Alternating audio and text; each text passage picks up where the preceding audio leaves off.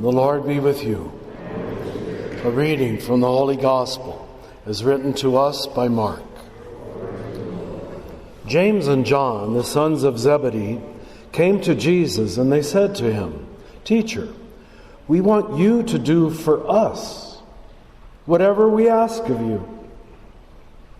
He replied, "What do you wish me to do for you?" They answered him, "Grant that in your glory we may sit one at your right hand and the other at your left." These are the so-called first apostles. Jesus said to them, "You don't know what you're asking. Can you drink the cup that I drink, or be baptized with the baptism with which I am baptized?" They said to him, "We can." Jesus said to them, "The cup that I drink you will indeed drink, and with the baptism with which I am baptized you will be baptized.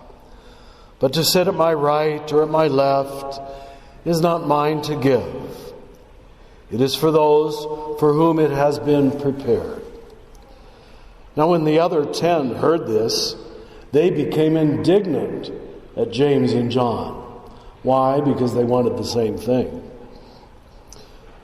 So Jesus summoned all of them and said to them, "You know that those who are recognized as rulers over the Gentiles, they lord it over people.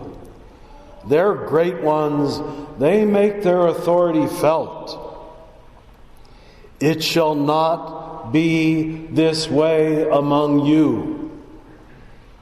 Whoever wishes to be great among you must be your servant. Whoever wishes to be first among you must be the slave of all. The human one did not come to be served, but to serve, and to give his life as a ransom for many." The Gospel of the Lord. When I was a young man, I went away to a seminary in Cincinnati. I had grown up in Kansas, and I felt I was making a great sacrifice. And they taught me history and literature and all kinds of things, Greek and Latin. Sadly, they didn't teach me Spanish. I don't know what we were supposed to learn Greek and Latin for, who we were supposed to talk to. And the next 4 years, they taught me philosophy, which was good. It taught me how to think. And then 4 more years, they taught me theology. And all that time, you want to know, I was very well taken care of. And when I went home to Kansas, I was the golden boy of all the family because I was going to be a priest. So I was treated better than my brothers and sisters, I guess, and better than my cousins. This is the one who's going to be the priest. And then in the seminary, nuns from Mexico did our laundry for us. Then later on, the brothers did the laundry for those of us who were going to be priests. In fact, we got pretty well taken care of. I never had to worry about paying a bill for 13 years. I bet none of you ever had that luxury. Now, that was called a seminary. And that was to prepare us for ministry. And I'm very grateful for the many wonderful things it gave me. But I want you to compare that with the seminary that was just described in this gospel. It's a very different kind of training. In fact, I think you could conclude from this gospel that you shouldn't even trust that anyone has anything to say unless they have drank of the cup that Jesus drank and baptized with the baptism that he was baptized. This is his only seminary requirement. It's not learning Greek and Latin.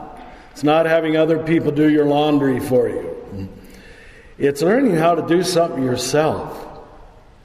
And something that the ego doesn't want to do at all, which is suffer. You see, until you've been led to the edge of your own resources and learn what your real source is, you really don't have anything to say about the gospel. You don't. It's all just seminary textbook ideas and words. And you think you believe them because you were taught them, but you really haven't lived them or risked anything for them. It's amazing how we can miss the point.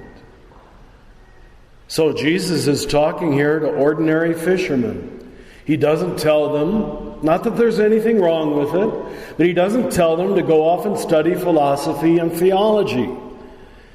He doesn't tell them to join some big institution and then they'll have something to say. He says, you must drink of the cup that I will drink. In other words, you got to enter into at least one situation in your life where you're not in control, you're not in charge, you're not right, you're not winning, you're not number one, you're not the best, and see how you deal with that. And if you can come through that and come out the other side still happy, still trustful, still loving, then you have something to say. Then you're ordained. That's the real ordination. And you know what? Some of those people have the real ordination, and some of those are you. And some of us standing up here in that sense have never been ordained. In fact, we spent our whole life avoiding suffering, always looking good, always being on top, always being number one. Always going home and everybody bowing and scraping. Yes, Father. What do you need, Father? How can I help you, Father? Aren't you wonderful, Father? That's all I've heard all my life. This is dangerous, brothers and sisters. It's dangerous for the ego because you start believing your own public relations program. And you start thinking you really are wiser and better and smarter and holier than everybody else. And a lot of the time, it isn't true. The only requirement for having something to say about the gospel is going through the mystery of death and suffering and coming out the other side better and more alive, and more in love, and believe it or not, even more happy and more free. Then, and only then, do you have anything to say. Otherwise, it's all just textbook. It's all just something you can learn in a university, but not anything that changes the heart. And yes, I'm picking on my own group, priests and clergy and ministers. But Jesus is primarily not about creating ministers. He's about creating disciples. There's really not two classes. In the church, there's only one class.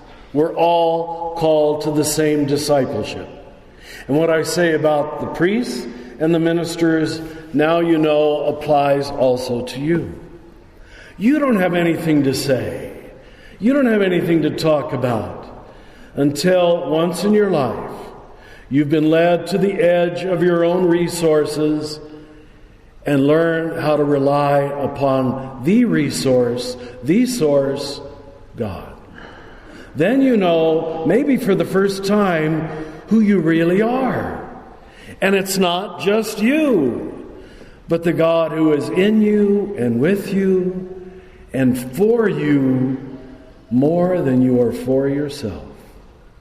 Until you know that experientially, you don't know the gospel. And then you can freely do what Jesus says at the very end. You don't come to be served, but to serve. You don't come wanting others to take care of you, but you want to take care of others the way you have been so beautifully taken care of.